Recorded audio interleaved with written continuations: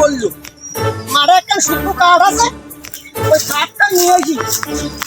আমি তো কাঠ আনবো, একা একা আমি পারবা না, মাঠের তো সে কাঠ টান।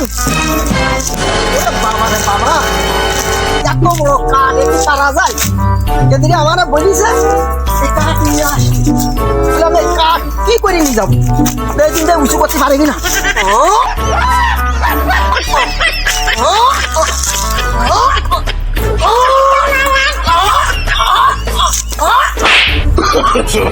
No, no, no, no.